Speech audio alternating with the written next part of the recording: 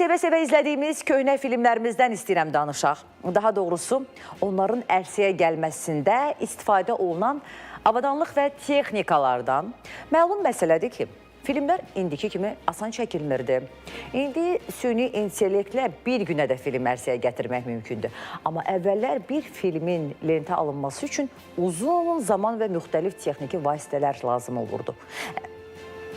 Əməkdaşımız Əli Novruzəliyev Dövlət Film Fondunda xüsusi şəraitdə qorunan qədim kino texnikaları, kino avadanlıqları və sənətkarların şəxsi əşyaları ilə bağlı maraqlı bir material hazırlayıb kinosevərləri ekran qarşısına dəvət edirəm.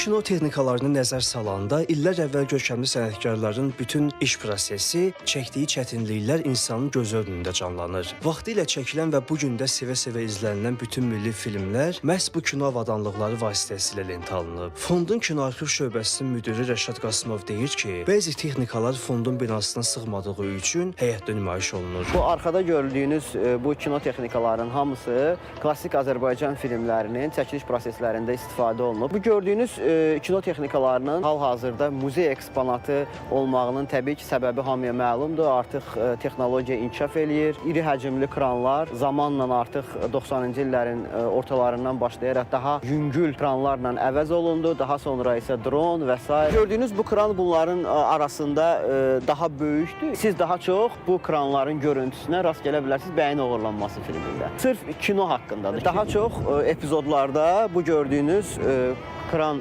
istifadə olunur orada. Kızlar, biraz şen, hevesle, çekilik, dikkat, hamınız hazır olun.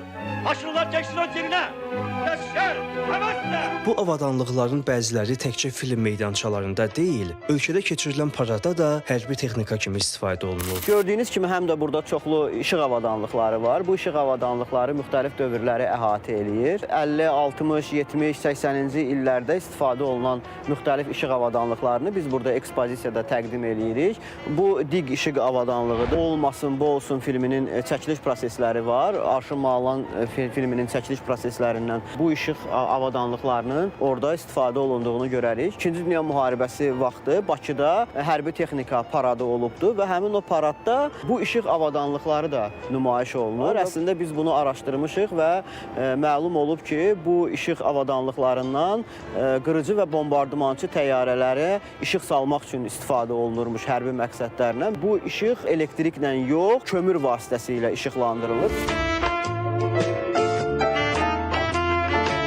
Bu kameranın köməyi iləsə Azərbaycanın ilk filmləri lentə alınıb. Bu kamera bütün səssiz dövr Azərbaycan kinosunun sanki bir ruhunu özündə gəzdirir. Onun üçün də biz onu muzeyimizdə qoruyub saxlayırıq. Bu, görürsünüz bunun görüntüsündən də çox 100 il tarixi olan bir kiçik bir albomdur. Bu albomun içərisində indiki Azərbaycan Film Studiyasında, yəni o vaxtki kinofabrikə alınan ilk kino texnikalarının bir albomudur. Burada siz bu kameranın da şəklinə rast gələ bilərsiniz. Rəşad Qasımov bildirir ki, çalışdığı fondda təkcə texnikalar deyil, həmçinin 2000-dən çox film qorunub saxlanılır. Əli Novruzəliyev, Qərib Cavadov.